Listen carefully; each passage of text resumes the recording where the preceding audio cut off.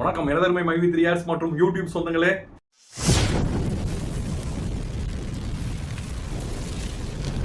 நாம் அனைவரும் ஒன்று கூடி பயணிப்பது நமது கோப்தார் பிபிஎம் ரமேஷ் யூடியூப் சேனல். இந்த பேமெண்ட் எல்லாமே உங்க கையில கொடுத்து எங்க கைக்கு வரும்ன்ற நம்பிக்கை எங்களுக்கு இல்லை. அதனால நீங்க எங்க பேமெண்ட்டை ஃபுல் டேட்டாவை அரசாங்கம் முன்னிலையில் எங்களோட பேமெண்ட்டை வந்து எங்களுக்கு ரிசீவ் பண்ணுற மாதிரி நான் கேட்டுக்கொள்கிறேன். எதுக்குன்னு பார்த்தீங்கன்னா, உங்கள் கைக்கு பணம் வந்துருச்சுன்னா சான்ஸ் ரொம்ப கம்மி எங்களுக்கு வர்றதுக்கு. நீங்களே போட்டால் பிச்சை போட்ட மாதிரி தான் போடணும். அதுக்கப்புறம் அப்படி தான் தோணுது. கொடுத்தா தான், இல்லைனா நாங்கள் யார்கிட்ட பண்ணிக்க முடியும்? ஏன்னா உங்ககிட்ட பணம் வந்ததுக்கப்புறம் அது உங்கள் பணம், கவர்மெண்ட் கூட திருப்பி கேட்க முடியாது. ஏன்னா மக்கள்கிட்ட நாங்கள் எல்லாம் பேசிட்டோங்க, எல்லாம் கொடுத்தாச்சிங்கன்னா கூட முடிஞ்சு போச்சு. அதனால் இது வந்து நம்புறவங்க நம்புவாங்க, நம்பாதவங்க நம்ப மாட்டாங்க. ஆனால் அவங்க பணம் அவங்களுக்கு வந்து சேரணும். இதுதான் என்னோட கோரிக்கை. அதுக்கு உண்டான தெளிவான ஒரு முடிவு தான் அரசாங்கம் எடுக்கணும். இவருங்க சொல்கிறாங்கன்ட்டு எல்லாருமே கம்பி கட்டிட்டு இருந்தோம், இல்லைனா இவர் சொல்கிற மாதிரி நம்ம எல்லாருமே ஆடிட்டு இருந்தோம்னா விபரீதம் பயங்கரமாக இருக்கும். நம்ம கவர்மெண்ட்டை பற்றிலாம் உங்களுக்கு தெரியும், நல்லாவே தெரியும். பார்த்து எடுத்து இருங்க. சும்மா வாயை விட்டுட்டு ஏதோ விட்டு மாட்டிகிட்டு இருக்காங்க, பெரிய அவசியம். எல்லோரும் மொட்டை பெட்டிஷனை பற்றி கேள்விப்பட்டிருப்பீங்க. ஆனால் மொட்டை வாய்ஸ், அதாவது மொட்டை வாய்ஸ்ன்னு தான் சொல்கிறேன், சரிங்களா? வேறு எதுவும் சொல்லலை. அது எப்படி இருக்குன்றது நம்ம வீடியோவில் கேட்கலாம் வாங்க. நம்ம முந்தானத்து போட்ட வீடியோவில் உங்களை மாதிரி நம்ம சேனலுக்கு பிரியமானவர் ஒருத்தர், அண்ணா ஒரு ஆடியோ வந்திருக்கு கேட்டிங்களா அப்படின்னாப்புல. ஆமாப்பா, வந்திருக்கு 4 days ஆச்சு. பட் எனக்கு தோட்டத்தில் வேலை கொஞ்சம் நடந்துட்டுருக்குண்ணா, அந்த வேலையை விட்டுட்டு இதுக்கு போட முடியல வீடியோ. ஆனால் நான் கேட்டேன், எனக்கு அது காமெடியாக தான் தோணுச்சு அந்த ஆடியோ கேட்கும் போது. இந்த ஆடியோ போல் நம்ம மைவி 3 ஆட்ஸ் பேமெண்ட் இஷ்யூக்கு அப்புறம் பல ஆடியோ எல்லோரும் கேட்டிருப்பீங்க. அவ்வளோ ஆடியோ கேட்டதில் அவங்க சொன்ன வார்த்தைப்படி ஏதாவது பேமெண்ட் வந்திருந்ததுங்களா, இல்லை அவங்க சொன்னபடி ஏதாவது காரியம் நடந்திருந்ததுங்களா? இதுக்கு உண்டானதை யோசிங்க. இப்போது தற்சமயம் நம்ம வீடியோ மாதிரி ஒரு சில பேர் இப்போ வீடியோ போடுறதும், எல்லாரும் அழுகிறதும், கண்ணீர் விடவும், இப்படி குமுறல் கமெண்ட்ஸ் பண்ணுறதும் பல வீடியோவும் வெளியில் வருது. இதெல்லாம் பார்த்துட்டு இப்போ இந்த ஆடியோவை ஒரு 4 days முன்னாடி ரிலீஸ் பண்ணியிருக்காங்க. இந்த ஆடியோ வந்து பார்த்திங்கன்னா பயங்கரமாக வைரல் ஆக்கப்பட்டு வந்துட்டுருக்கு. இந்த ஆடியோவுக்கு இப்போ நம்ம என்ன பண்ண போகிறோம்னா, அவரோட சொல்கிற கருத்தை அவர் என்ன சொல்ல வராரு அப்படின்றத பதில் வீடியோ தான் இப்போ நான் போடுறேன். என்னோடய கருத்தை நான் பதிவிடுறேன். உங்களுக்கு இதில் ஏதாவது நான் சொன்னது அப்ஜெக்ஷன் ஏதாவது தப்பாக ரைட்டா, இல்லை அவங்க சொல்கிறது சரியாக ரைட்டா எதுன்றது யோசிங்க. யோசிச்சுட்டு கமெண்ட் பண்ணுங்கள். ஏன்னா நம்மளுக்கு வேண்டியது நம்ம கம்பெனி ரன் ஆகணும். ஓகே, நம்மளுக்கு பேமெண்ட் வரணும், எல்லாமே சாத்தியமானது தான். ஆனால் இந்த மாதிரி கம்பி கட்டுற கதையெல்லாம் கேட்கலாமா அப்படின்றத நம்ம தான் பார்க்கணும். நான் இதுமாரி ஏகப்பட்ட கம்பி கட்டுறதை பார்த்தாச்சு. இப்போ புதுசாக இவர் என்ன கட்ட போகிறான்னு பார்ப்போம், வாங்க வீடியோ பார்ப்போம். அதுக்கு முன்னாடி ஒரு வீடியோ கிளிப் போடுறேன், அதை பார்த்துட்டு ஒரு வேளை இது மாதிரி நடந்துக்கலாமோ? உங்களுக்கு அறிவோ அறிவுனே? அடே, எனக்கு இருக்கிற அறிவுக்கு இந்த ஆளினார் அழகுராஜா அமெரிக்காவில இருக்க வேண்டியவன்டா. ஏதோ என் கஷ்டகாலம் இந்த வரப்பட்டிக்காட்டுல வந்து பழனியப்பன் சைக்கிள் வீலுக்கு பெண்ட் எடுக்கிறேன். வீலா இது வில்லு மாதிரி இருக்கு. அண்ணே, நீங்க பெரிய ஆளுண்ணே. உனக்கு தெரியுது, நம்ம ஊர் ஜனங்களுக்கு தெரியலையே. இது எல்லாம் நீ போய் சொல்லணும்டா. ஆம்பளைங்கிட்ட சொல்லணுங்கிறது முக்கியம் இல்ல, நம்ம ஊர் பொம்பளைங்கிட்ட போய் சொல்லணும். அம்மா, அக்கா, தங்கச்சி, அழகராஜன் ஒரு கெட்டிக்காரரு, பெண்ட் எடுக்கிறதுல வீல் நிமித்தத்துல ஒரு வல்லவரு, அவர் ஒரு நல்லவரு, இப்படி எல்லாம் போய் சொல்லணும். டேய், நான் ஒரு சிற்பி மாதிரிடா. எப்படி செதுக்கிறேன் பாத்தியா? இந்த ஊர்ல உன்னை யாருமே கிட்ட சேர்த்துக்க மாட்டேங்கிறாங்க. ஏன்னா கிட்ட வந்தா நீ கடிச்சு போடுவேன். அப்படி இருந்து உன்னை ஏன் நான் சேர்த்து வச்சிருக்கேன்? இதெல்லாம் போய் சொல்ல வேண்டியதான்.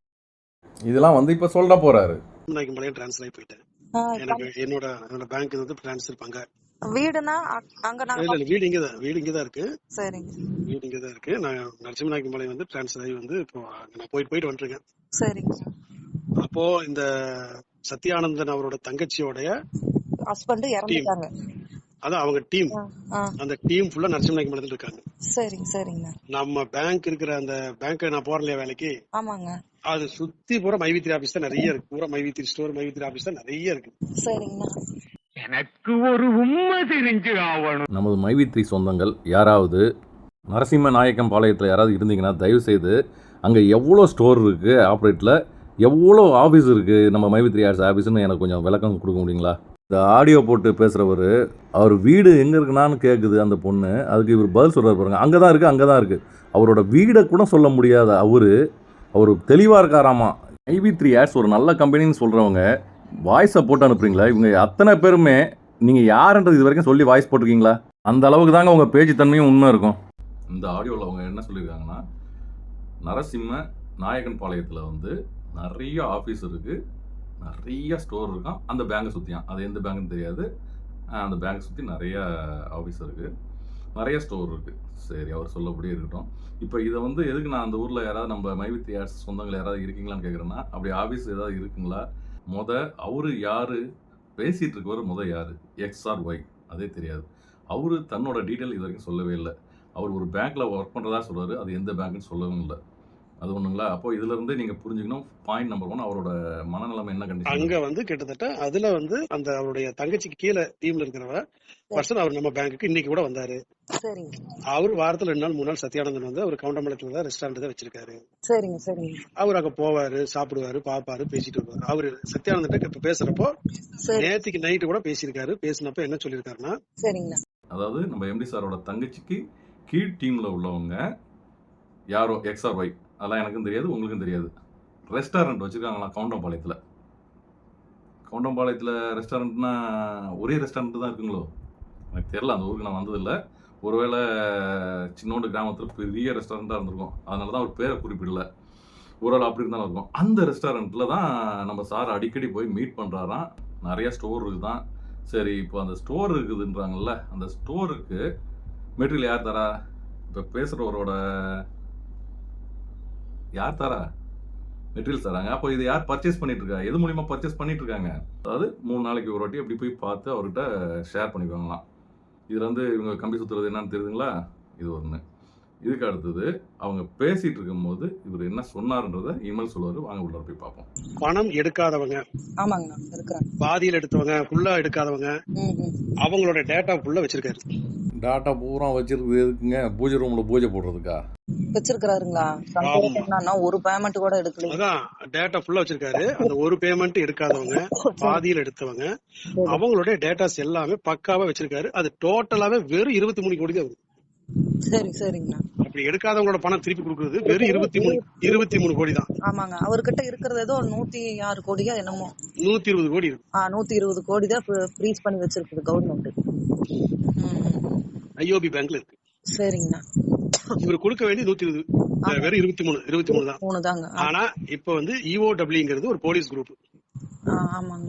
அவனுக்கு என்னங்கிறானுங்கன்னா, அந்த கேஸை நாங்க உடனே வந்து முடிக்க மாட்டோம். சரிங்க. சென்னையிலேயே வந்து பாத்தீங்கன்னா 7 மாசம் பண்ணாங்கல்ல. ஆமாங்க. அங்க 7 மாசம் முடிச்சுட்டா நீங்க வந்த. ஆமாங்க. ஆண்ணா, சரிங்கண்ணா, ஆமாங்கண்ணா, சரிங்கண்ணா.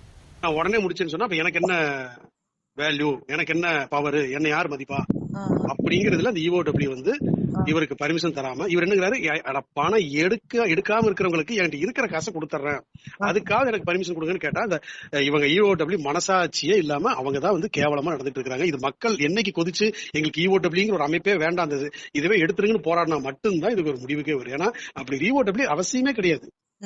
என்னத்த போயிட்டு அவன் நல்லது பண்ணிட்டு இருக்கான். EOWவே வேண்டான்னு சொல்றதுக்கு நீங்க யாரு, நான் யாரு? ஏன் கவர்மெண்ட்டுக்கு அவ்வளோ தெரியாம அவங்களெல்லாம் அப்பாயின்மெண்ட் பண்ணியிருக்காங்க? இனிமேல் இவர் தான் புத்திசாலி, மற்றவங்களாம் அறிவு கட்டவங்க மாதிரி பேசிட்டு இருக்காரு. மக்களை தூண்டி விட்றீங்க, என்ன அவங்களுக்கு ஆப்போசிட்டாக நிற்கிற மாதிரி. ஏன் ஒரு வாட்டி கோயம்புத்தூரில் போய் நின்று காணாதா உங்களுக்கு? மக்களை தூண்டி விட்டு போராட்டன்ற பேரில் எல்லாம் ரெடி பண்ணிவிட்டு அந்த பணம் வெளியில் வந்தோடனே அதையும் சேர்த்து ஆட்டையை போட்டு போகிறதுக்கு இவ்வளோ விளையாட்டு. சூப்பர். சொல்லுங்கள். இப்போ இது முடக்கி வச்சிருக்கிறது EOW தான். அவன் வந்து பாத்தீங்கன்னா பர்மிஷன் வந்து தரமாட்டேங்கிறான். அவன் வந்து நான் கொடுப்பேன், ஆனா உடனே தரமாட்டேன் அப்படின்னு அந்த ஒரு. ஆனா MD வந்து நாளைக்கு அவன் வந்து பிடிச்சிக்கோ பர்மிஷன் அப்படின்னா இம்மீடியட்டா கொடுக்க ரெடி. டேட்டாஸ் வந்து அவர் பக்காவா வச்சிருக்காரு. ஒரு ஸ்பாட்ல ஆப் ஓபன் பண்ணா அவங்க பைசா அவங்களுக்கு கொடுத்துடலாம் இல்லைங்களா? அவர் கொடுக்க ரெடி. EOW நிக்குது. இல்ல, நான் இதுல ஒண்ணு கேக்குறேன். டாட்டா வந்து உங்ககிட்ட இல்லாம அப்புறம் எங்கள்கிட்ட இருக்கும் இல்ல கேக்குறேன். ஆப் வந்து உங்க ஆப் உங்க கண்ட்ரோல்ல இல்லாம எங்க கண்ட்ரோல்ல இருக்கும்? பக்கா காமெடி பண்ணிட்டு இருக்கீங்களே. சரி, இது ஒண்ணு. இன்னொரு விஷயம், நீங்க இந்த கம்பெனில ஜாயின் பண்ணும்போது என்ன சொல்லி ஜாயின் பண்ண சொன்னீங்க எல்லாரையும்? அதாவது CM பிளானுக்கு வந்து 1,20,000 ரூபாய் கட்டினா நீங்க ஆட் பார்க்கறது மூலம் இவ்வளோ கிடைக்கும் அவ்வளோ கிடைக்கும்ட்டு ஒரு சிஸ்டமேட்டிக் போட்டு வச்சிருந்தீங்க. எல்லாம் ஓகேன்னு தான் நாங்கள் எல்லாருமே ஜாயின் பண்ணோம். இப்போ வந்து கிட்டத்தட்ட கம்பெனி நீங்கள் நிப்பாட்டினதுக்கு அப்புறமே கிட்டத்தட்ட 1 வருஷம், அதாவது 10 மாதம் வந்து எல்லாருமே ஆட் பார்த்து வச்சுருக்கோம். அந்த 10 மாதம் பார்த்த ஆடு கூட உங்கள் கண்ட்ரோலில் உங்கள் ஆப்பில் தான் இருக்கும். இதில் எத்தனை பேர் ஸ்க்ரீன்ஷாட் எடுத்து வச்சுருக்காங்கன்னு தெரியல. சரிங்களா? அப்போ எல்லாருக்குமே பேமெண்ட் தரணும். நான் எல்லாருக்குமே கொடுக்கணும்னு தான் நான் சொல்கிறேன். என்ன சொல்கிறீங்க? மொத்தம் 120 கோடி EOWல ஃப்ரீஸ் பண்ணி வச்சுருக்காங்க. ஆனா மக்களுக்கு கொடுக்க வேண்டியது வெறும் 23 கோடி தானே அப்படின்ட்டு. அப்போ இவ்வளவு நேரம் ஆட் பார்த்தவங்க, அவங்க அப்ளைனரா இருக்கட்டும், டவுன்லைனரா இருக்கட்டும், யாரா வேணாலும் இருக்கட்டும், நீங்க சொன்னபடி அவங்களுக்கு எல்லாருக்குமே கொடுத்துதான் ஆகணும். சொன்ன பேமெண்ட் எல்லாருமே கொடுத்துதான் ஆகணும். அப்போ இன்னும் 120 கோடி இருக்கு. இந்த இதுக்கு இவர் சொல்றாருல, இந்த EOW கொடுத்தாங்கன்னா உடனே கம்பெனி பேமெண்ட் போடுறதுக்கு ரெடியா இருக்காங்கன்ட்டு, இதை வந்து போலீஸ்காரங்க தான் முடக்கி வைக்கிறாங்கன்ட்டு ஒன்று நல்லா தெரிஞ்சுங்க. எனக்கு தெரிஞ்ச வரைக்கும் கோர்ட் ஆர்டர், நீங்கள் கோர்ட்டுக்கு என்னென்ன சப்மிட் பண்ணுமோ எல்லா சமாச்சாரத்தையும் சப்மிட் பண்ணதுக்கப்புறம் கோர்ட்டில் வந்து தரவாக செக் பண்ணிவிட்டு உங்களுக்கு ரிலீஸ் ஆர்டர் கொடுத்ததுக்கப்புறம் எந்த EOWவும் எந்த ஒரு இதுவும் யாராலையும் ஒன்றும் செய்ய முடியாது. சரிங்களா? அவங்க வந்து எல்லாருமே வந்து நம்ம கோர்ட்டுக்கு கட்டுப்பட்டவங்க தான். நீங்கள் என்னமோ புதுசாக கம்பி சுற்றிட்டீங்க, எனக்கு ஒன்றும் புரியல. இது எல்லாம் ஓகே, 120 கோடி அவங்க பிடிச்சி வச்சதுனால இன்னைக்கு நம்மளுக்கு வெளியில் தெரியுது. கணக்கில் வராது. இன்னும் வந்து ஒரு 100 ஏக்கருக்கு மேலே மதுரையை சுற்றி வாங்கி போட்டதாக லேசாக காதுக்கு வந்ததுங்க. அறக்க பிறகு அது உண்மையாக போயே தெரில, காதுக்கு வந்தது. அதையும் என்னன்றதை பார்த்துக்கணும். இன்னொன்று உணர்ச்சி போடுறீங்களா, மக்கள் எல்லாம் பழையபடி இறங்கி போராட்டத்தில் இறங்கி நின்னா தான் EOWக்காரங்களை, அதாவது அவங்களுக்கு கொஞ்சம் வல்கராக பேசினாங்க EOWக்காரங்களை, அதை வந்து நான் சொல்கிறேன். அவர் கொஞ்சம் வேறு மாதிரி தான் சூடாக தான் பேசினார். அப்போது மக்களை வந்து எதிராக தூண்டி விடுற மாதிரி தோணுது. அவருங்க மக்கள் போய் எங்களுக்கெல்லாம் நீங்கள் ஒன்றும் பண்ண வேண்டாம், போக வேண்டாம், எங்கள் பணத்தை ரிலீஸ் பண்ணுங்க, எங்கள் சார் எங்களுக்கு பேமெண்ட் போட்டுருவாங்க. எப்படி சொல்ல வரீங்க? அந்த பணத்தை ரிலீஸ் பண்ணுங்க, எங்கள் சார் வந்து தூக்கிட்டு ஓட மாட்டாரு, பழையபடி உங்க போய் நின்னாங்கன்னா கொஞ்சம் நல்லா இருக்கும் அப்படின்றத எதிர்பார்த்து இப்போ பேசுறாரு. தெளிவாக கேளுங்க, உங்களுக்கு புரியும். EOW வேண்டான்னு போராட்டம் வைக்கணுமா? கோயம்புத்தூரில் போராட்டம் வச்சு தான் கேஸே ஃபைல் ஆனிச்சு, அதை மறந்துடாதீங்க.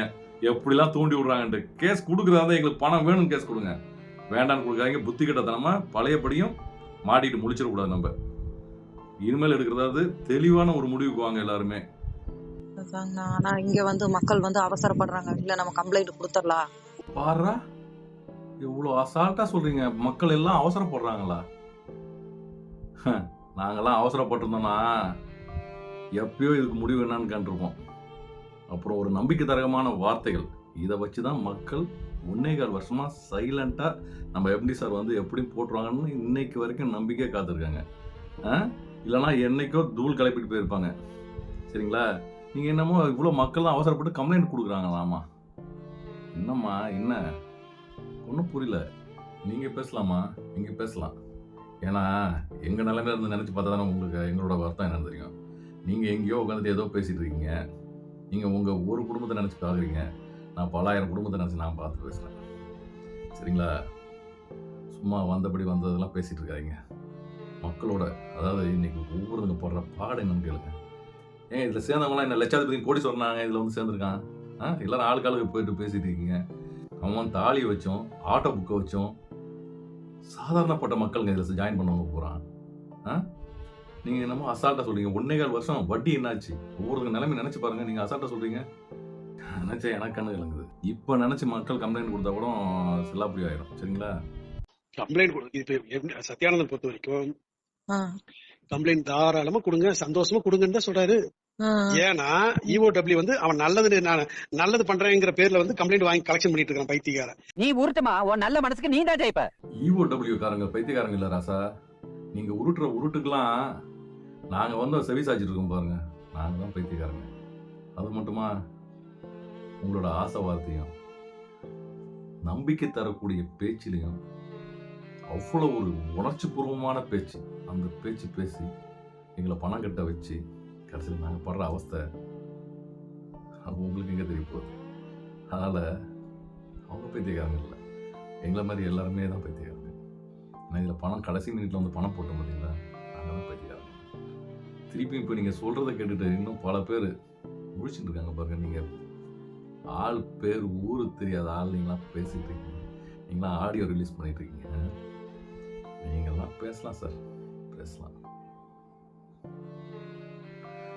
வாங்கிட்டு ஜட்ஜு கூப்பிட்டு, ஏயா 1000 பேர் மேல கம்ப்ளைண்ட் கொடுத்துருக்காங்க, இத்தனை பேருக்கு நீ பணம் தரணுமாமா அப்படின்னு ஜட்ஜி கேக்குறப்ப நம்மாலும் சொல்லுவாரு, ஐயா அவங்க சொல்றது தப்பு, நான் 1.5 லட்சம் பேருக்கு பணம் தரணும். அவர்கிட்ட 1 லட்சம் வாங்கினது உண்மையா? வாங்கல. வாங்கலையா? 1 லட்சம் வாங்கல, 2 லட்சம் வாங்கி இருக்கிறேன். 2? டேய் 1 லட்சம் தான் என்ன சொன்ன அவன் என்னடா 2ங்களா? அதான் எனக்கு ஒண்ணும் புரியல. பேசாம ஆமான்ற வேண்டியதான். ஆமா 2 லட்சம் தான் சார். வெளியே வா மம்பட்டி வச்சு நடுமண்டி புறக்கவே. யுவர் ஆனர், குற்றவாளியே 1 லட்சம் இல்லை 2 லட்சம் வாங்கியிருக்கிறேன் என்று ஒப்புக்கொண்டு விட்டார். ஆகையால் தாமதிக்காமல் தண்டனை உடனே வழங்குமாறு தாழ்மையை கேட்டுக்கொள்கிறேன் யுவர் ஆனர். தாழ்மையுடன் கேட்டுக்கொள்கிறேன். ஏன் இப்படி பாக்குறாரு? பணத்தை திருப்பி கொடுக்கறியா இல்ல சிறை தண்டனை அனுபவிக்கிறியா? பணத்தை கொடுத்துறீங்க. பணம் எங்க இருக்கு? இல்ல ஜெயிலுக்கு போறோம். சொல்லு. நான் சொல்லிடுறியா? அந்த 2 லட்சம் ரூபாய் பணத்தை எந்த வண்டு முருகன் தான் கொடுத்து வச்சிருக்கிறேன். ஷாபாஸ். Please note this point your honour. என்ன சொல்லியிருக்காரு பாருங்க, மொத்தத்தில் 1000 கம்ப்ளைண்ட் தான் கொடுத்துருக்காங்களாம். நம்ம மிச்ச பேரில் ஏன் கம்ப்ளைண்ட் கொடுக்கல? ஆமாங்க, நம்ம இப்படி இருந்தால் எப்படிங்க? அவர் கரெக்டாக நம்மளுக்காக ஒரு க்ளூ சொல்கிறாரு. கம்ப்ளைண்ட் கொடுத்தா மட்டும்தான் இது சாத்தியமாகும். அப்போது இவ்வளோ அஃபிஷியல், இவ்வளோ ஆஃபீஸர்ஸ், அதாவது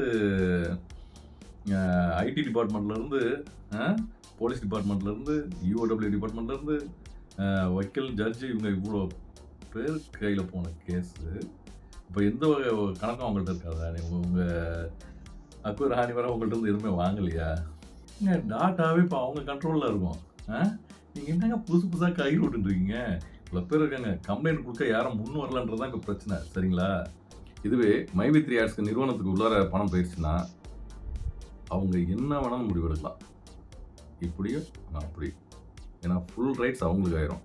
இப்போது நம்ம EOW அவங்க கண்ட்ரோலில் இருக்கிற வரைக்கும் தான் நம்ம பொறுப்பு. இல்லாட்டி முழுக்க நம்ம எம்டி சார் மனசை வச்சா மட்டும்தான் நம்மளோட பணம் நம்ம கைக்கு வரும். அப்படி இல்லைன்னா அவங்கள்ட்ட யாரும் போய் நிற்க முடியாது. இது எழுதி வச்சுக்கோங்க. இது நீங்களே யோசித்து நல்ல முடிவு. இல்லை சார், எங்களுக்கு பணம் வேண்டாம், எங்கள் கம்பெனி ஓனர் மேலே எங்களுக்கு அவ்வளோ நம்பிக்கை இருக்குது அப்படின்னு நம்ம பொத்திட்டு இருந்தோம்னா கண்டிப்பாக இவங்க வாங்கிட்டு என்ன வேணும் பண்ணலாம். மனசாட்சி உறுத்தி எல்லாரோட பாவத்தையும் நினச்சி பேமெண்ட்டை கொடுத்தாலும் கொடுக்கலாம். அப்படி கொடுக்காம ஓடினாலும் நீங்கள் எதுவுமே பண்ண முடியாது. ஒரு சின்ன ஆணையை கூட போக முடியாது. இது 100% உண்மை. அந்த காசு போல எங்கிட்ட இருக்குது, நான் கொடுக்குறேன்னு சொல்றேன், இவங்க தான் பர்மிஷன் தர மாட்டேங்கிறான்னு சொன்னா காரி துப்புவாங்க EOW மூஞ்சி மேல. கண்டிப்பாங்க. இதுதான் நடக்க போகுது. இதுக்கு தான் வெயிட்டிங். இந்த பைத்தியக்காரனுங்க கொடுங்க கம்ப்ளைண்ட் வாங்கிக்கோ, சிம்பிளா அது ஒண்ணு இல்லாம ஆக போகுது. EOW முன்னாடி கடைசியில் அவனுக்கு தான் வைக்கப்பட போறானு.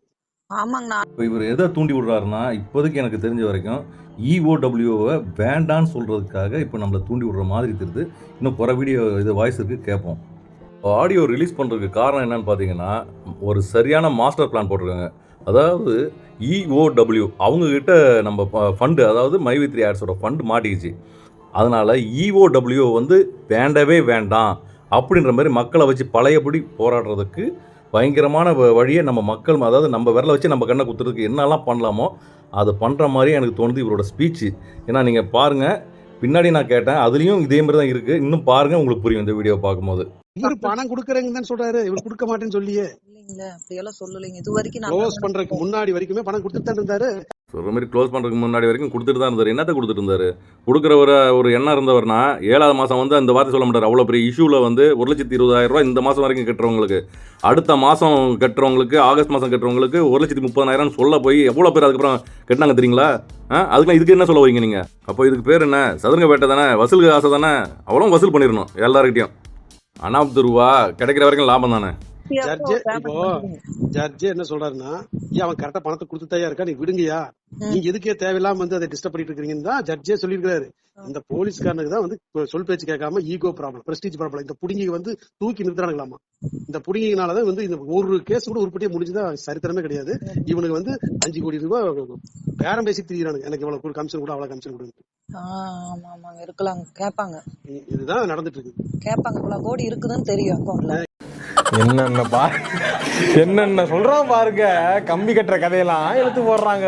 இவர் சொல்கிறத பார்த்தா ஜட்ஜே கெஞ்சிராராம் போலீஸ்கிட்ட, நீங்கள் எப்படியாவது பாவையா கொடுத்துங்கயான்னு. நான் நம்ம மக்கள்கிட்ட தெரியாமல் ஒன்று கேட்குறேன். நம்ம ஜட்ஜே கொடுங்க ஐயா, பாவையா, அவர் ஒழுங்காக தானே பேமெண்ட் போட்டிருக்காரு, கொடுங்கய்யான்னு சொன்னாராம். அதை மாரி போலீஸ்காரங்களாம் வச்சுருக்காங்களாம். அப்போ ஜட்ஜு சொல்லி மீறுற அளவுக்கு போலீஸ் இருக்கா? எனக்கு தெரில, அதோட விவரம் இருந்தால் சொல்லுங்கள். அடுத்தது கோடிக்கணக்கில் 5 கோடி ரூபா கேட்டாங்களாம். ஏன்னா இவர்கிட்டே கேட்டாங்க. இவ்வளோ டீட்டெயில் உங்களுக்கு தெரியுது. அப்போ இது நீங்கள் எம்டி ஃபார்முலா சேனல்லே போட்டு போகலாமே. அப்போ அவருக்கு கூட இருக்கக்கூடியவர் நீங்களா? இந்த அளவுக்கு அப்போ 5 கோடி ரூபா கேட்டாங்க, 10 கோடி ரூபா கேட்டாங்கன்னு உங்கள்கிட்ட ஷேர் பண்ணுற அளவுக்கு இருந்தாங்கன்னா இது எம்டி சேனலில் நீங்கள் போட்டு போகலாமே. யார்கிட்ட அந்த கதைலாம் விட்றீங்க? இப்போ இதில் ஸ்ப்ரெட் பண்ணி விட்றீங்களா வாய்ஸ் போட்டு? திராணி இருக்கா உங்களுக்கு? ஒழுங்கான திராணி இருந்ததுன்னா யார் என்னன்ற டீட்டெயில் சொல்லிட்டு போட்டு போவாங்க. இதெல்லாம் ஒரு கவர்மெண்ட் ஒரு மக்களை காப்பாத்திருக்கு. ஒரு மக்களோட சாபமே இந்த போலீஸ்காரங்க விடாது, அவன் குடும்பம் சந்ததி எதையுமே விடாது. ஏன்னா இவனுக்கு எல்லாத்தோட வயிற்று கொட்டிட்டு இருக்காங்க. இவனுக்குனாலதான் இந்த நிமிஷம் வரைக்கும் பாதிச்சுட்டு இருக்குது. இது வந்து எனி டைம் அவன் வந்து பர்மிஷன் கொடுத்துட்டான் ஓகே அப்படின்ட்டாங்கன்னா நீங்க வந்து எம்டி பணம் கொடுக்க தயார். அவர் யாரும் ஏமாத்தல. அவர் யார்கிட்ட போனாலும் இதான் என்கிட்ட டேட்டாஸ் இருக்கு, பணம் இருக்கு, நான் கொடுக்குறேன். இதெல்லாம் எப்படி சார் ரூம் போட்டு யோசிப்பீங்களோ? ஸ்கிரிப்ட்லாம் ரெடி பண்ணி இப்படிலாம் பேசுறது அழகாக பழியை அடுத்தவங்க மேலே தூக்கி போட்டு நீங்கள் தப்பிக்கிறதுக்கு தரமாக முடிவு பண்ணி பேசுகிறீங்க, அப்படி தானே? இதுக்கு முன்னாடி ஒரு இவரை வச்சு எங்களை கேம் ஆடிட்டு இருந்தீங்க, அரசியல்வாதியை. இப்போது இஓடபிள்யூ வச்சுட்டு கேம் ஆடுறீங்களா? இன்னும் அடுத்தது இன்னும் வேறு என்ன பிளான்? இஓடபிள்யூ விட்டு பணம் ரிலீஸ் ஆனால் வேலை முடிஞ்சுது, அது நல்லாவே எங்களுக்கு தெரியும். ஆமாங்க. ஏங்க அவர் ஒரு வீடியோ கூட அவர் எம்டி சேனல்ல போட மாட்டேங்கிறாங்க. எதுவுமே போடக்கூடாதுங்கிறது இஓடபிள்யூ கட்டுப்பாடு. சரி சார். நீ எதுவுமே பண்ணக்கூடாது, நீ எதுவுமே பேசக்கூடாதுன்னு அவர் முடக்கி வச்சிருக்காங்க. சரிங்க. அவரை சார்ந்தவர்கள், உறுப்பினர்கள், டைரக்டர்ஸ் யாருமே வந்து எந்த ஒரு கருத்து, இப்ப நானே இந்த கருத்து கூட சொல்லினது வந்து இதுவே பெரிய கேஸ் ஆக்குவானுங்க. இந்த மாதிரி நானே கூட சொல்லக்கூடாது. ஏன்னா அந்த அளவுக்கு வந்து இந்த பைத்தியக்காரனு என்னத்தை தான் சாதிக்க போறான்னு தெரியல. நியாயமா வந்து நல்லதான் பண்ணிட்டு இருக்காரு. நல்லது பண்ணாலே நம்ம கவர்மெண்ட்டுக்கு அது பிடிக்காது. அவனை சொல்லி நிறுத்துங்களேன்டா. அவன் நிறுத்துற அந்த லூசுக்கு மட்டும் வந்துட்டே இருக்கான். வர நிறுத்துற அவனை பைத்தியக்காரப்ப. ஆனா இப்போ ஒரு தடவை நம்ம போய் போன வருஷத்துல அந்த சக்தி காலேஜ் ஒரு கிட்ட போய் அதுதான்ப்பா அந்த மாதிரி ஒட்டுமொத்த கூட்டமும் திரண்டது இஓடபிள்யூ ஆபீஸ் உண்டு இல்லைன்னா கூட ஒரு செங்கல் கூட இல்லாத அளவுக்கு தொலைச்சிட்டு அங்க இருக்கிறவங்க எல்லாத்தையும் தோரணம் கட்டி தலையில கட்டி தொங்க விடணும். நீங்க இந்த மாதிரி மக்களுக்கு நல்லது பண்ற ஆளு நீ எதுக்கே அப்படி எல்லாம் பண்றீங்க? தோரணம் கட்டி தொங்க விட்டு எல்லாம் அடிச்சோம்னா ஆட்டோமேட்டிக்கா இதெல்லாம் ஒரு நல்ல ஒரு பொசிஷனுக்கு வரும். மக்களே வந்து ஏன்னா சட்டம்ங்கிறது மக்களுக்காக தான், மக்கள் நலனுக்காக தான் சட்டம். அந்த சட்டத்துல நீ என்னத்துக்கு நீ வந்து தேவையில்லாம நீ வந்து ஒரு கசப்படி இது பண்ணிட்டு இருக்கிற? அம்பேத்கர் எழுதுற சட்டம் அது நல்ல சட்டம் தான். நீ அதுல ஏன் கரையை படிட்டு இருக்கிற? நீ வாய்ப்பு கொடுக்க வேண்டியது. நீ இந்த பணத்தை போட்டு வாங்க கூட குடிய ஃபர்ஸ்ட் கொடுத்து போட்டு அதுக்கப்புறமா நீ என்ன வேணா பண்ணு. அது ஏன் சொல்ல மாட்டேங்கிற? துப்பு கட்டவன் வட்டிக்கு வாங்கி நகையை வச்சு போட்டவங்களால ஒரு பேமெண்ட் கூட எடுக்கல. அதனால சொல்லல, இந்த கட்டுப்பாடு அரசாங்கம்ங்கிறது வந்து மக்களுக்காக தான், மக்கள் நல்லதுக்காக தான். மக்கள் எல்லாம் ஒண்ணு சேர்ந்து ஒரு செங்கல் கூட இல்லாத அளவுக்கு பேத்து எடுத்தோம்னா போலீஸ்காரங்க என்ன பண்ண முடியும்? கூப்பிட்டா போதுனா நாங்க எல்லாரும் வர்றதுக்கு ரெடி. நாங்க தான் ரெடியா இருக்கிறோம். நான் எல்லாம் வந்து அந்த போலீஸ்காரனை மட்டும் இது பண்ண மாட்டேன், அவன் குடும்பத்தையே நாங்க போய் வந்து அடிச்சு கொள்ளணும் ஒரு வெறியில தான் நாங்களும் இருக்கோம். ஏன்னா இவனாலதான் இவன் இப்படிதான் அவன் குடும்பம் அப்படித்தான் இருக்கும். இவனால அவன் குடும்பம் பாதிப்பட்டு ஊர்ல ஒரு பையன் இல்ல. ஒரு வார்த்தை சொல்லுங்க, பக்கத்து ஊர்ல வந்து லாரி லாரியா கூட்டி வர. அது எனக்கு அவமானம். அதத்தான் நாங்களும் நீங்க பேசாத. நீ என்னதல நொன்ற கால்ல போட்டானோ? எதிரி நம்ம 100 அடி அடிக்கும் போது ஒரு அடி தவறி நம்ம மேல விழத்தாண்டா செய்யும். அந்த அடி கால்ல வந்துருச்சு. அடேங்கப்பா, அடி கொடுத்த கைப்புள்ளிக்கே உடம்புல இத்தனை காயம்னா அடி வாங்கின உயிரோடு இருப்பான்னு நினைக்கிறியா நீ? இப்படியே உசுப்பேத்தி உடம்ப ரணகலமா ஆக்கிட்டாங்கடா. ஏண்டா இந்த ஊரு இன்னமுமா நம்மள நம்பிக்கிட்டு இருக்கு? அது அவனுக்கு வீதி. யாரு எத்தனை பேர் பாதிக்கப்பட்டிருக்காங்க? அவங்க நிம்மதியா இருக்காங்க. பெத்தனை குடும்பம் நிம்மதியா வந்து ஜாலியா குடும்பத்தோட குட்டியோட வந்து ஜாலியா இருக்க. எத்தனை பேர் இன்வெஸ்ட்மெண்ட் பண்ணிட்டு இவங்களை போட விடாம தவிச்சுக்கிட்டு இதுல வந்து உடல் ஊனமுற்றோர்கள், விதவைகள், வேலை இல்லாதவங்க எத்தனை பேர். ஆடு நினைதுன்னு ஓனாய் எழுதுச்சான், அது மாதிரில இருக்கு உங்க கதை. ஆனா டைவர்ஸ் கூட ஆகுதுன்னா இதனால பிரச்சனை. மனசாட்சிங்கிறது அந்த இஓடபிள்யூக்கு இல்ல. அதனால மக்கள்கள் ஒன்று திரண்டு வந்து அந்த இஓடபிள்யூ ஒரு செங்கல் கூட தவிடுபடியாக்கி அங்க உள்ள வேலை தோரணம் கட்டி தொங்கிடணும். அதுக்கு மேல நானே ஒன்று திரண்டு இஓடபிள்யூங்கிற அமைப்பே இருக்க கூடாது, அதை தூக்கு. ஏன்னா இந்த மாதிரி எத்தனையோ கம்பெனி பூரா மூடி வச்சு நல்லது பண்றங்கிற பேர்ல பண்றது வாங்கிக்கிறாங்க அதுல இருக்கிற பணத்தை. அதனால இது ஒழிக்கணுங்கிறது தான் நம்மளோட எண்ணம். ஆனா மக்கள் ஒன்று திரண்டணுமே. அந்த மாதிரி கூட்டம் வந்து திரண்டு பஸ் ஒவ்வொரு ஊர்ல இருந்து எல்லாம் வந்தாங்கன்னா கண்டிப்பா ஒரு முடிவு வரும். ஏன்னா எம்டி வந்து வாய் விட்டு சொன்னாருன்னா ஒரு உண்மையாகவே சொல்றேன் 100% சதி நடக்குது. சதிதான் இவங்க பிளான் பண்ணி ஊனக்காய் நாட்டிட்டு இருக்காங்க. அந்த மாதிரி ஒரு கூட்டம் மட்டும் யாருக்கு அவங்க தப்பிக்கிறதுக்காக நம்ம எமோஷனல் தூண்டி விடுறாங்க பாருங்க. இந்த இஓடபிள்யூ முதல்ல ஒழிக்கணும். இது இவனுக்குனாலதான் பிரச்சனையே. இவன் என்னத்த போய் நல்லது பண்ணிட்டானுங்க. ஒரு நல்லது பண்ண மனுஷன் அந்த ஆளை வந்து கையை முடக்கி உட்கார வச்சு இதுல வேற யூடியூப்ல வந்து இந்த பாமக கட்சிக்கார அவன் ஒரு பக்கம் வந்து கதையா பெரிய புடிங்கி மாதிரி பேசிட்டு இருக்கிறான். நல்லது பண்றது கஷ்டம், ஆனா கெடுதல் எவ்வளவு குயிக்கா பண்ணானுங்க. அண்ணா நாங்க ரெடினா நீங்க ஆளுகளை ரெடி பண்ணுங்க, எல்லாத்துக்கும் இந்த குரூப்ல மெசேஜ் போடுங்க, நாங்க வர்றோம். நம்ம பர்டிகுலரா போட்ட பார்த்தா காட்டு தீயா அது எல்லா பக்கம் பரவணும்பா. காட்டு தீயா பரவணும் மட்டும்தான் இது வந்து ஒரு முடிவுக்கே ஒரு பாரு. இப்ப அந்த ஆந்திராவில வந்து எல்லாம் 21 அந்த மாதிரி போராட்டங்கள் வெடிச்சா மட்டும்தான் முடிவு வரும். ஏன்னா இது வந்து போராட்டம் வெடிக்காதனால இந்த இஓடபிள்யூ குளிர்ட்டு தெரியுது. இவன் யாரு?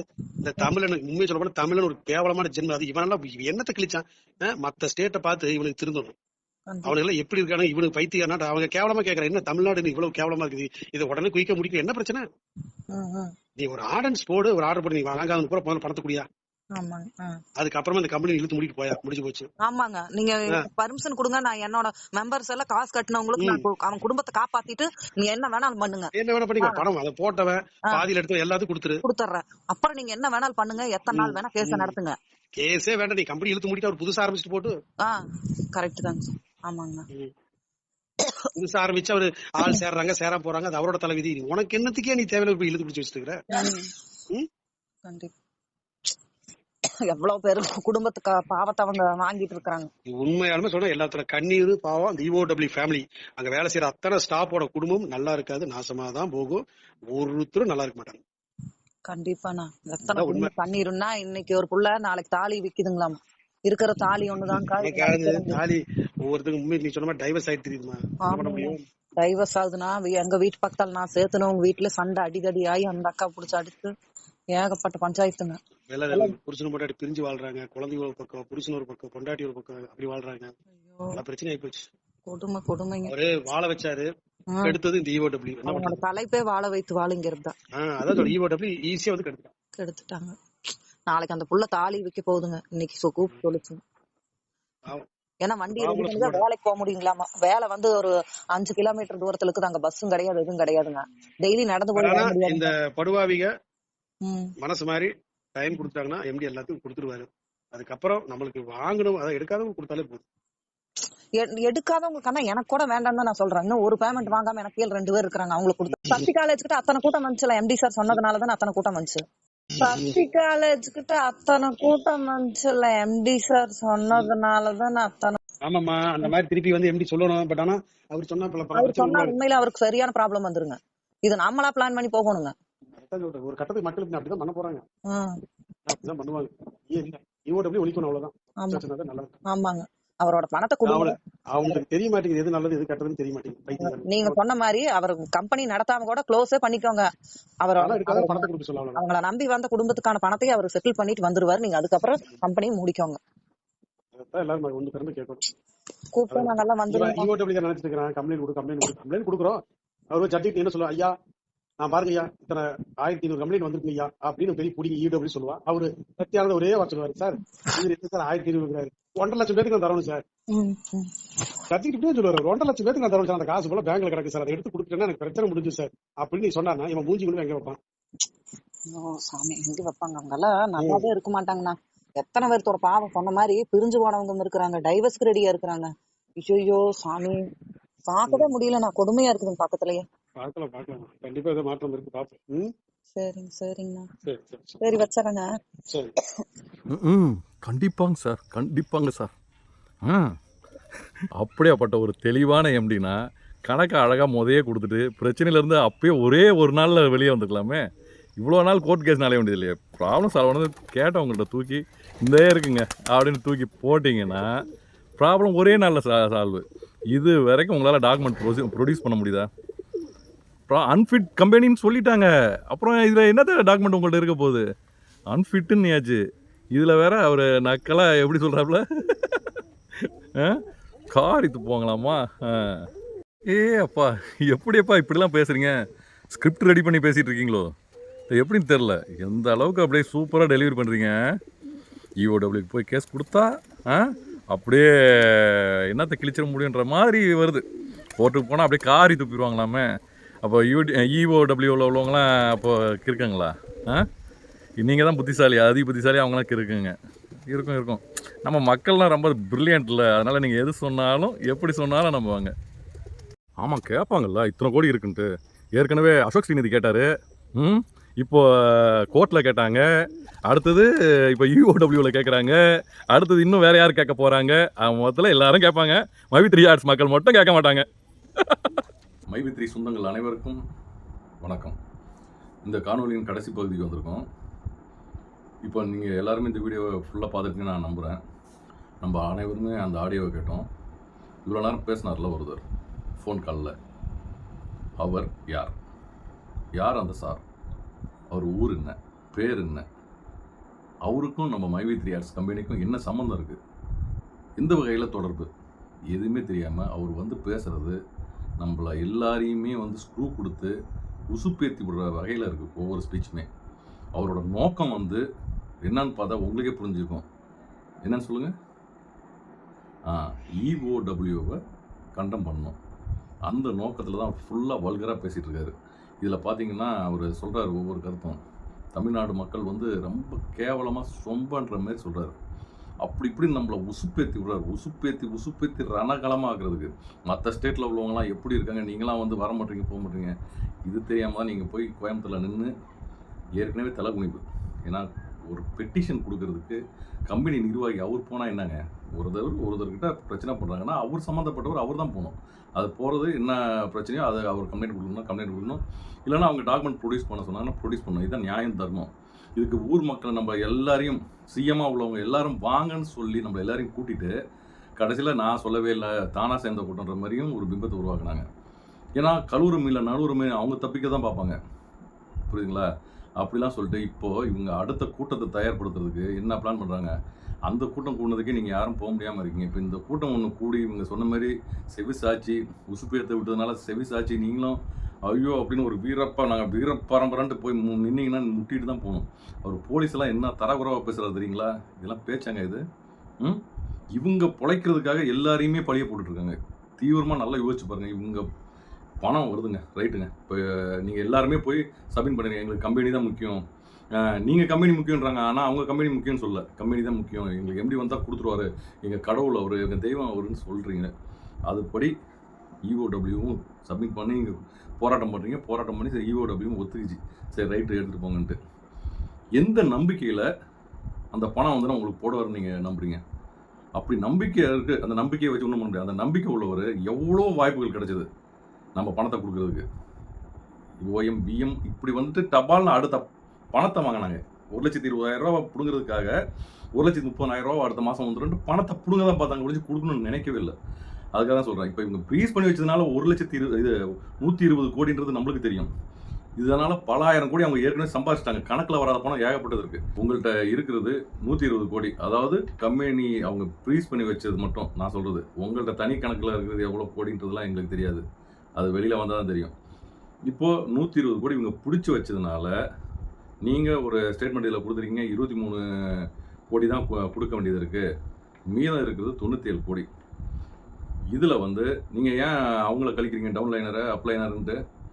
யார் யார் விளம்பரம் பார்த்தாங்களோ எல்லாரோட பணத்தையும் கொடுக்கணுன்றது நான் தாழ்மையான வேண்டுகோள் இதில் வைக்கிறேன். அப்புறம் அவர் வந்து இந்த எல்லாரையும் EOW வந்து ரொம்ப தரக்குறைவாகவும் பேசி, கவர்மெண்ட் அரசாங்கத்தையும் ரொம்ப தரக்குறைவாக பேசி, அங்கே ப்ரெஷரை அழுத்தி அவருக்கு போல்டாக அப்படி பேசினா தான் மக்கள் வந்து அப்படியே கொந்தளிச்சு அப்படியே கூட்டத்தை கூட்டுவாங்கன்ற மோட்டிவேட்டில் அவர் பேசுகிறாரு. தமிழ்நாடு ஸ்டேட்டையும் ஆந்திராவையும் தெலுங்கானையும் எல்லாத்தையுமே குழப்பிட்டு பேசுகிறாரு. அவங்க தான் புத்தி இல்லாமல் போய் மண்டையை உடைச்சிட்டு இருக்காங்கன்னா எங்களையும் முட்டிட்டு மோதிட்டு இருக்க சொல்கிறீங்களா? இதில் யாரோட வாழ்க்கைங்க பாதிக்கும்? ஏற்கனவே எல்லாரும் வாழ்க்கையை பாதிச்சுட்டு சின்ன பணமாகிட்டு செங்கல் சுமந்துட்டு இருக்காங்க. இதில் இன்னும் தீண்டி விட்டுட்டு இருக்கீங்களா? நீங்கள் ஒரு நல்ல மனிதராக இருந்தால் என்ன பண்ணுங்க? உங்கள் பிரச்சனை நீங்கள் தாங்க சால்வ் பண்ணிக்கணும். அப்பயே என்ன பண்ணிக்கணும்? உங்களுக்கு என்ன பிரச்சனை நீங்கள் போய் பார்த்துக்கணும். இப்போ ஒருத்தர் உங்களுக்கு கம்பெனி சம்மந்தப்பட்டு ஒருத்தர் வந்து பிரச்சனை பண்ணிட்டு இருந்தார், ஒரு அரசியல்வாதி. அவர் பண்ணிட்டு இருந்த பிரச்சனைக்கு நீங்கள் ஒண்டி ஃபேஸ் பண்ணிக்கணும். இல்லை உங்கள் டீமை வச்சு எதாவது ஃபேஸ் பண்ணிக்கணும். இதுக்கே பொதுமக்கள் உள்ளார இழுத்து விட்டீங்க. அவருக்கு ஒரு ஆளுக்கு பயந்துட்டு கம்பெனிக்கு கம்ப்ளைண்ட் கொடுக்குறதுக்கு இத்தனை பேர் நாங்கள் எதுக்குங்க வரணுங்க? ஏன்னா நாங்கள் வந்து முன்னாடி நிற்கணும். இதெல்லாம் பிளானிங்க. நீங்கள் செம்ம பிளானிங்கில் பண்ணிட்டு இருக்கீங்க ஒவ்வொன்றும். இப்போ இவங்களோட மோட்டிவேட் என்னன்னா, நம்மளை உசுப்பேற்றி பழையபடி ரோட்டில் நிற்க வைக்கணும். இதுதான் உங்களுக்கு. ரோட்டில் நிற்க வச்சு நீங்கள் தான் பணமே வேண்டான்ட்டிங்களே, கம்பெனி ஒன்றா போதுன்ட்டிங்களே, அதனால் நீங்கள் போங்க, எல்லாம் சரியாக நடக்கும்ன்றவாங்க. கம்பெனி முடிஞ்சாலும் 10 பைசா பிரயோஜனம்லாம் பெறுவீங்க. இதில் வந்து பார்த்தீங்கன்னா இன்னொரு கருத்தை அவங்க முன் வைக்கிறாங்க. எப்படி வைக்கிறாங்கன்னா, பணம் கடைசி தருவாயில் கட்டினவங்களுக்கு மட்டும் பணத்தை ரிட்டர்ன் கொடுத்துட்டு மிச்சத்தை அழுத்திக்கலாம் அப்படின்ற மாதிரி ஒரு சின்ன வார்த்தை விட்டு பார்க்குறாங்க. நான் அந்த குறிக்கோளில் நான் பேசலை. இப்போ தரமாக ஒரு தெளிவாக ஒன்று சொல்கிறேன், கேட்டுக்குங்க. மைவித்ரியார் சொந்தங்கள் மூலம் ஒரு சின்ன கோரிக்கை, அது என்னன்னு படிக்கிறேன், பார்த்துக்குங்க. ஆமாம், நீங்கள் சொல்வதைப் போல ஒப்புக்கொள்கிறோம். நமது MD சார் மிகவும் நல்லவர், வல்லவர். இருப்பினும் மைவித்ரி ஆட்ஸ் உங்கள் கம்பெனியின் சட்டத்திட்டத்தின்படி நாங்கள் அனைவரும் விளம்பரம் பார்த்தால் பணம் ஈட்டலாம் என்பது.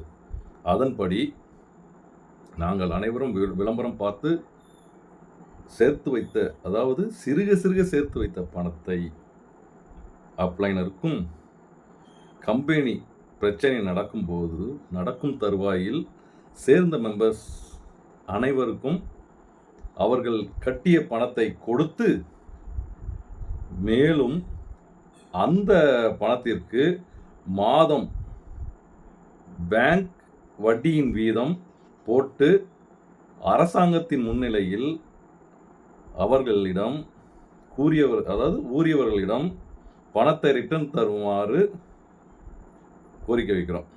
எனவே எங்களது கணக்கை அரசாங்கம் உரியவரிடம் கொடுத்து எங்களது பணத்தை தரும்படி கேட்டுக்கொள்கிறோம். அதாவது உங்களை நம்புகிறோம், நீங்களும் இருங்க, தப்பு இல்லை. ஆனால் அரசாங்கத்துக்கு உரியவங்கள்ட்ட கணக்கை ஒப்படைச்சிட்டு அவங்க மூலிமா நாங்கள் பணத்தை ரிட்டர்ன் வாங்கிக்கிறோம். ஏன்னா இவ்வளோ நாள் செவ்வாய் இழுத்ததுக்கப்புறம் இதில் வந்து நம்பிக்கைன்ற பேருக்கு அப்புறம் எதுவுமே இல்லை.